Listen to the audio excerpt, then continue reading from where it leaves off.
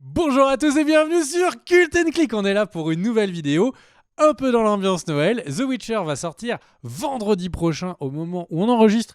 On a hyper hâte de voir cette série. On a hyper hâte parce que l'ami Kerr, et bonjour à toi mon cher Kerr. Bonjour. L'angoisse. Et bonjour à toi, l'ami Kerr, même si ton bonjour était du chelou des enfers, eh bien, on avait envie de vous en parler. Kerr est un grand fou de The Witcher. Moi-même, je suis en plein dans les livres, je suis dans le tome 3. On a hyper hâte de voir la série. On rappelle qu'on va parler donc dans cette vidéo du dernier trailer, des derniers trailers, mais principalement du dernier trailer. On va un peu parler des éléments importants de ce trailer, sans spoiler, c'est important, et également un peu vous dire qu'est-ce qu'on en pense, comment est-ce qu'on attend, qu'est-ce qu'on attend de cette série qui va être diffusée en intégralité vendredi. Voilà, et pour ceux qui auront envie de voir la vidéo critique, eh bien pour info, elle sortira quelques jours après pour l'intégralité de la série. On va essayer, je dis bien essayer, d'enregistrer une vidéo dans la journée pour le premier épisode. Bref. Kerr, parle-nous de ce trailer. Alors les trailers, revenons un peu dessus. Tu l'as dit sans trop spoiler, mais un peu quand même expliquons The Witcher. Bon, on avait déjà fait une vidéo sur la chaîne qui présentait l'univers où on posait notamment la question de est-ce que c'est le nouveau Game of Thrones. On peut toujours se poser cette question. Il y avait eu un trailer cet été qui répondait à certaines questions des fans. D'abord, la première, c'est que c'est une adaptation libre des livres. Rien à voir avec les jeux vidéo à succès de CD Projekt qui, eux, se déroulent bien après au niveau chronologique. Voilà, donc là, c'est vraiment l'adaptation, je le redis, hein, libre des livres de Sapkowski, parce qu'on vous verra, et on le voit déjà dans les trailers, qu'il y a des différences. Celui de cet été laissait entrevoir une des spécificités de The Witcher en bouquin. C'est quoi la spécificité? Et c'est quelque chose sur lequel il faut s'arrêter. C'est que les deux premiers tomes sont des nouvelles, et que l'intrigue, la grande histoire de The Witcher, avec Geralt, Ciri, Yennefer, etc., commence réellement à partir du tome 3. Donc voilà. Et le premier trailer, celui de cet été, laissait entrevoir beaucoup d'images qui étaient issues des nouvelles, justement, avec quelques images qui faisaient écho à l'intrigue principale. Et on a eu donc en décembre deux nouvelles vidéos. Il y en a trois à noter, vraiment importantes. Enfin, on va dire qu'il y en a quatre. Il y a un petit extrait qui a été diffusé chez Jimmy Kimmel avec Henry Cavill sur le plateau où on voit Geralt se battre, donc voilà. Mais on a surtout deux featurettes, une sur Yennefer et une sur Ciri. Donc les featurettes, ce sont des présentations de personnages. Ce sont deux vidéos qui montrent énormément de choses, d'images, mais aussi d'infos sur les deux personnages en question. Et où on voit de très grosses différences par rapport au livre notamment. Et puis il y a l'ultime trailer qui est sorti donc le 12 décembre et qui se concentre uniquement sur l'intrigue principale. L'intrigue principale de The Witcher, c'est donc Geralt qui veut sauver Ciri. Alors, je ne vous dirai pas les raisons, face à dans un contexte où l'empire de Nilfgaard essaye de conquérir notamment Sintra. Alors, il y a des personnages qui gravitent autour de Geralt qu'on voit énormément dans ce trailer. Le personnage le plus important de ce trailer après Geralt, c'est le personnage de Yennefer. Donc on les voit dans ce trailer-là. J'ai pas envie de vous dévoiler l'intrigue. Déjà pour une première raison, c'est que ça va vous gâcher potentiellement une partie de la série. Et l'autre élément, c'est que on le sent dès ce trailer ultime qu'il y a de vraies différences avec les bouquins, notamment sur l'âge de Ciri, notamment sur l'origine story de Yennefer, des choses que l'on verra dans la série que l'on ne voit pas dans les livres, et inversement. Donc voilà, ça c'était un petit peu le ressenti qu'on pouvait, ce qu'on pouvait dire sur ces différents trailers. Puisqu'on va pas rentrer dans l'analyse à proprement parler plan par plan, on va plutôt vous parler de nos impressions sur ces différentes vidéos. Est-ce qu'on est confiant? Est-ce qu'on est face à une série poids lourd? Est-ce que c'est la Game of Thrones de Netflix? Ce que Netflix espère, hein, disons-le franchement. Donc voilà, je te propose, mon cher Bigby, de commencer. Déjà, qu'as-tu pensé, toi, de cet ultime trailer? Alors, qu'est-ce que j'ai pensé, moi, de cet ultime trailer ? Eh bien, c'est une très bonne question, mon cher Kerr, à laquelle je ferai sans langue de bois une réponse, et c'est important. Je suis pas... je suis très concrètement hyper hypé par Witcher. Le sorceleur, suffisamment hypé pour lire les 2 premiers tomes en quelques jours les semaines dernières, pour me jeter sur le tome 3. Donc, The Witcher est quelque chose qui me plaît beaucoup, beaucoup pour l'instant. J'ai commencé le jeu The Witcher 3. Donc je suis vraiment à fond dans l'univers. Et je dois dire que ce trailer, avec cet état d'esprit déjà, me pose problème parce que comme tu l'as dit mon cher Kerr, Ciri, qui est montrée comme une petite fille bagarreuse dans les livres et encore pire, en tout cas au moment où j'en suis, et encore pire dans le jeu vidéo, là c'est la petite princesse qui est même beaucoup plus vieille que ce qu'elle a l'air de devoir être dans les livres, qu'elle naît dans les livres. Là au moment, enfin il y a plein de moments dans le trailer où elle devrait avoir 6 ans. Alors 6 ans parfois, 11 ans à d'autres. Du coup, bon, bah là, on sait que c'est pas le cas. Ou alors vraiment, elle est très très éveillée pour son âge. Et donc en fait, il y a des différences, ça c'est un fait. Et puis après, il y a cette impression de volonté de la part de Netflix de nous en mettre plein la vue. De nous en mettre plein la vue en montrant par exemple cette scène de bataille entre 2 armées rangées, une cavalerie, une armée au sol. Et là, en fait, on ne peut que malheureusement comparer avec la bataille des bâtards de Game of Thrones. Et pour l'instant, ce qu'on voit de la série fait pas le figure. Alors, c'est pas nul, très loin de là, c'est intéressant. L'univers est hyper réussi. Si vous ne me croyez pas, lisez les livres, regardez jouer aux jeux vidéo ou regardez cette série, vous allez voir que l'univers qu'a fait Sapkowski est extrêmement dense, hyper intéressant, de l'heroic fantasy moderne, adulte, enfin vraiment plein de choses qui en tout cas me parlent. Et c'est juste que je suis circonspect sur la manière dont tout ça va être mis à l'image. Je trouve qu'on voit beaucoup quand il y a des effets spéciaux. Moi, ça me fait un peu penser à la direction esthétique du film Bright, qui était un film donc d'heroic fantasy moderne avec Bruce Willis qui jouait un flic qui était diffusé, je crois, l'année dernière sur Netflix. Moi, je vois pas le polish et la qualité de finition, l'ambition de faire beaucoup de réel qu'avait Game of Thrones. Après, on va voir.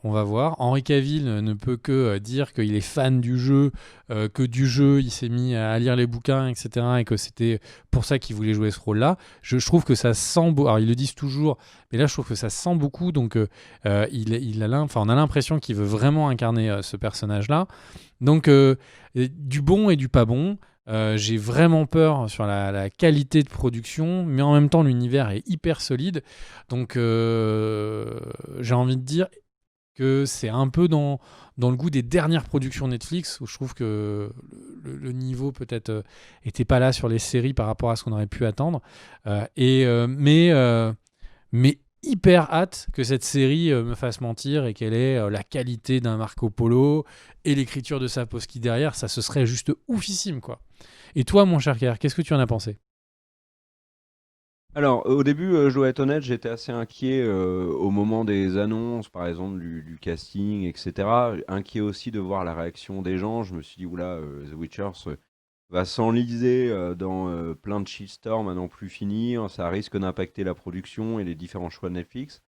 J'étais inquiet sur le rendu, forcément. Il y avait je crois que la première image de Geralt m'avait pas vraiment convaincu. C'était pas si évident que ça d'imaginer Cavill, qu'on avait vu ces dernières années en Superman notamment, le retrouver en Geralt. Ce qui était un peu une erreur de ma part parce que Cavill, il s'était énormément révélé dans les Tudors où justement il avait été vieilli, où il portait l'épée, etc. et où il était tout simplement bluffant. Donc, et puis petit à petit, les différentes vidéos sont venues me rassurer. J'ai pas voulu moi rentrer à fond dans l'analyse de chaque trailer parce que je voulais me garder une part de surprise et surtout je voulais pas être déçu des différences qui allaient être criantes par rapport au livre et à la série parce que il faut se faire une raison, je pense. C'est 2 œuvres qui sont complètement différentes et la série va être très différente des livres. dans le sens où le charme, je trouve, qui s'opère avec The Witcher dans les bouquins, c'est les 2 premiers tomes avec les nouvelles, qui donnent un ton à la série, à la saga, qui est un ton très léger, et c'est paradoxal parce il y a vraiment une légèreté dans The Witcher, et qui crée un attachement très fort envers les personnages. On rigole souvent, etc. Mais on est dans un univers, où tu le disais, qui est très développé, qui est très mature, où il y a des thématiques qui sont vraiment très intéressantes. Il y a aussi beaucoup de féerie dans The Witcher. Et j'ai pas l'impression, au vu des différents trailers j'ai pu voir, que ça va être le cas. Parce que on va, si on s'arrête juste à l'ultime trailer, on va rentrer très vite dans l'intrigue principale. Donc, à mon avis, et après avoir lu notamment le titre des différents épisodes, on va avoir une intrigue principale qui va se mettre en place progressivement. On va avoir une introduction qui va nous mettre dans l'univers de Geralt en faisant écho aux différentes nouvelles. Donc ça, c'est plutôt pas mal. Mais je trouve que le choix d'avoir fait dans le trailer ultime un énorme focus sur la guerre de Nilfgaard, sur Yennefer, sur Geralt qui se bat pour Ciri, c'est sauter énormément d'étapes des bouquins. C'est très problématique. Je prends un exemple qui est tout bête, mais en gros, c'est comme si vous faisiez une première bande-annonce du Seigneur des Anneaux avec quasiment que des images du gouffre de Helm. Et pourquoi je choisis cet exemple-là? C'est que l'ultime trailer, à mon sens, a été fait par Netflix pour montrer que The Witcher en avait plein dans le ventre et que la série allait vraiment tabasser, être très spectaculaire. Et donc, ils ont pris le plus spectaculaire de la saison 1. Et donc, c'est pour ça que je pense d'ailleurs qu'il y a des images qui viennent de la fin de la saison, pour vraiment impressionner et pour dire aux spectateurs, aux téléspectateurs, regardez The Witcher parce que c'est le nouveau Game of Thrones. Mais je pense que ça va être trompeur. Le début va être plus proche des nouvelles, plus intimiste, plus féerique.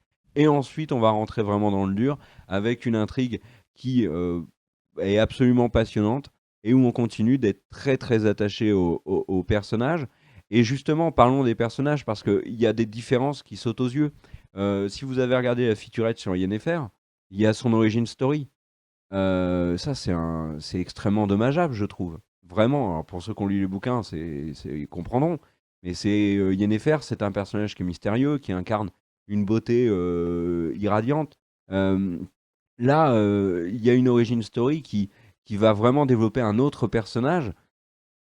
Ça sera pas la Yennefer des bouquins, ça sera pas la Yennefer des jeux, il faut se faire à l'idée, ça sera une Yennefer qui sera peut-être très réussie, je critique pas du tout ça, mais par contre, voilà, il faut faire le deuil de l'adaptation qui est très fidèle, et il faut laisser sa chance, je pense, à cette série et la manière dont elle veut le faire.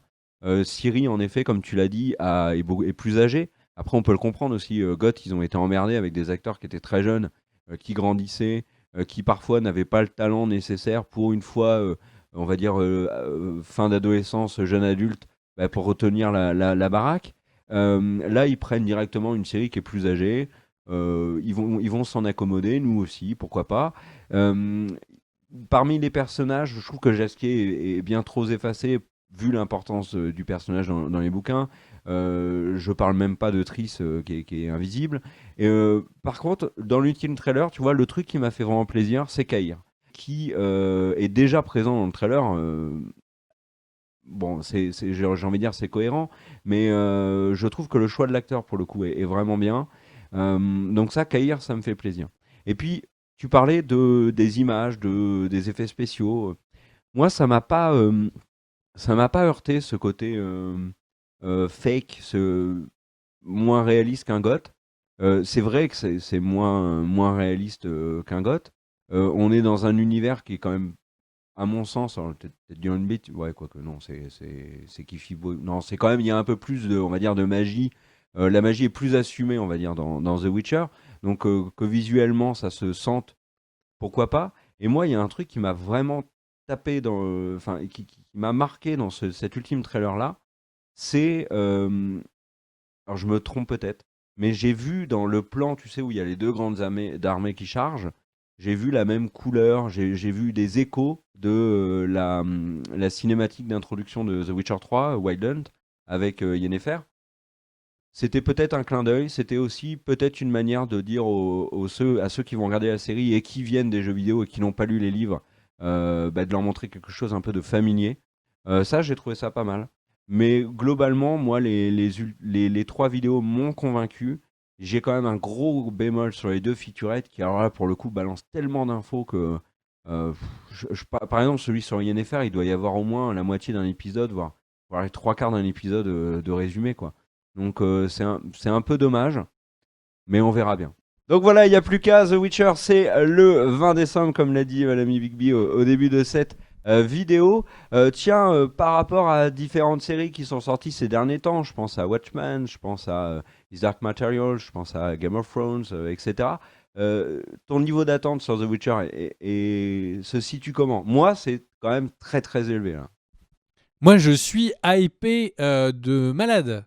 Je suis fondamentalement hypé de malade par la série. Enfin, t'imagines que j'ai stoppé tout ce que j'étais en train de lire pour juste rusher et me jeter dans cet univers de The Witcher. Donc je suis extrêmement hypé. J'espère que vous l'êtes également. Et j'ai envie de dire, on se retrouvera pour la vidéo critique où on pourra un peu tous dire ce qu'on en a pensé de cette série une fois qu'on l'aura vue. N'hésitez pas à vous abonner à la chaîne pour du coup voir la petite notification que la prochaine vidéo apparaîtra. Et évidemment, mettre un petit like, ça aide toujours la chaîne. Vous savez, ce truc du référencement, les petites chaînes sont en galère. N'hésitez pas à nous aider. Des bisous à vous. Et surtout, n'oubliez pas, le partage, mon cher Kerr. C'est quoi le partage? C'est de la vie. Et juste un tout petit mot, comme on parle souvent du fait que tu lises les livres, tu me donnes aussi énormément envie de les lire. Moi, je les ai lus il y a, je sais pas, 4-5 ans peut-être, je sais pas, je m'en rends plus compte. Et là, j'ai envie de reprendre en fait à zéro. Voilà. Allez, à toutes, à bientôt sur la chaîne. Ciao.